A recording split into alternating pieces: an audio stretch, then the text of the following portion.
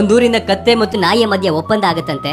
ಅವರಿಬ್ಬರಲ್ಲಿ ಯಾರು ಒಂದು ರೇಸಿನ ಓಡಿ ಮೊದಲು ಹೋಗಿ ಆ ಊರಿನ ಅರಮನೆಯ ಸಿಂಹಾಸನದ ಮೇಲೆ ಕುತ್ಕೊಂತಾರೋ ಅವರೇ ಆ ಊರಿನ ಎಲ್ಲ ಪ್ರಾಣಿಗಳಿಗೂ ಕೂಡ ರಾಜ ಆಗ್ತಾರೆ ಅಂತ. ಸೊ ಈ ನಾಯಿಗೆ ಅನ್ಸುತ್ತಂತೆ ನಾನು ಕತ್ತೆಗಿಂತ ಬಹಳ ಫಾಸ್ಟ್ ಆಗಿ ಓಡ್ತೀನಿ, ನನಗೆ ರಾಜನಾಗುವಂತ ಎಲ್ಲ ಅರ್ಹತೆನೂ ಕೂಡ ಇದೆ, ಸೊ ನಾನೇ ರಾಜ ಆಗ್ತೀನಿ ಅಂತ. ಆದ್ರೆ ಆ ನಾಯಿ ಗೊತ್ತಿರೋದಿಲ್ಲ ಆ ಊರಿನ ಎಲ್ಲ ಏರಿಯಾಗಳಲ್ಲೂ ಗಲ್ಲಿಗಳಲ್ಲೂ ಕೂಡ ಬೀದಿ ನಾಯಿಗಳು ಗುಂಪಾಗಿ ಕಾಯ್ತಿರುತ್ತೆ ಅಂತ. ಸೊ ರೇಸ್ ಏನೋ ಶುರುವಾಗುತ್ತೆ. ಕತ್ತೆಗಿಂತ ನಾಯಿ ಬಹಳ ವೇಗವಾಗಿ ಓಡ್ತಿರುತ್ತೆ. ಆದ್ರೆ ಗಲ್ಲಿಗಳಲ್ಲೂ ಕೂಡ ಏರಿಯಾದಲ್ಲೂ ಕೂಡ ಬೀದಿ ನಾಯಿಗಳು ಗುಂಪಾಗಿ ಆ ನಾಯಿಯ ಮೇಲೆ ಎಗರುತ್ತೆ, ಗಾಯಗಳನ್ನ ಮಾಡುತ್ತೆ, ಜಗಳ ಆಡುತ್ತೆ. ಆದ್ರೂ ಕೂಡ ಆ ನಾಯಿ ಎಲ್ಲರನ್ನೂ ಕೂಡ ಎದುರಿಸಿ ಬಹಳ ಕಷ್ಟಪಟ್ಟು ಸಿಂಹಾಸನದ ಹತ್ರ ಹೋದಾಗ ಆಲ್ರೆಡಿ ಕತ್ತೆ ಆ ಸಿಂಹಾಸನದ ಮೇಲೆ ಕೂತಿರುತ್ತಂತೆ. ಆಗ ನಾಯಿ ಮನಸ್ಸಲ್ಲೇ ಅನ್ಕೊಳ್ಳುತ್ತಂತೆ, ನನ್ನವರೇ ನನ್ನ ದಾರಿಗೆ ಅಡ್ಡ ಬರದೇ ಇದ್ದಿದ್ರೆ, ನನ್ನ ಕಾಲನ್ನ ಎಳಿದೇ ಇದ್ದಿದ್ರೆ ಇವತ್ತು ನಾನು ರಾಜ ಆಗಿರ್ತಿದ್ದೆ, ರಾಜನಾಗಿ ಅವರ ಸೇವೆಯನ್ನೇ ಮಾಡ್ತಿದ್ದೆ ಅಂತ. ಅದೇ ತರ ಎಷ್ಟೋ ಸರಿ ನಮ್ಮ ಜೀವನದಲ್ಲೂ ಕೂಡ ನಮ್ಮವರೇ ನಮ್ಮ ದಾರಿಗೆ ಅಡ್ಡ ಬರ್ತಾರೆ, ನಮ್ಮ ಕಾಲಿಂದ ಎಳಿತಾರೆ, ನಮ್ಮ ಬೆನ್ನಿಗೆ ಚೂರಿ ಹಾಕ್ತಾರೆ, ನಾವು ಗೆಲ್ದೇ ಇರೋ ತರ ನೋಡ್ಕೊಂತಾರೆ. ಇದೇ ಕಾರಣಕ್ಕೆ ಅರ್ಹತೆ ಇರೋರು, ಬುದ್ಧಿವಂತರು ಮತ್ತು ಒಳ್ಳೆಯ ಜನಗಳು ಜೀವನದಲ್ಲಿ ಮುಂದೆ ಬರೋದಕ್ಕೆ ಬಹಳ ಕಷ್ಟಪಡ್ತಾರೆ. ಬಿಕಾಸ್ ಅವ್ರ ಜೊತೆ ಇರೋರು ಅವ್ರ ಬೆನ್ನಿಗೆ ಚೂರಿ ಹಾಕಿರ್ತಾರೆ. ಸೊ ಜೀವನದಲ್ಲಿ ನಿಮ್ಮ ಜೊತೆ ಇರುವಂತ ಜನಗಳನ್ನ ಬಹಳ ಜಾಗ್ರತೆಯಿಂದ ಆಯ್ಕೆ ಮಾಡ್ಕೊಳ್ಳಿ.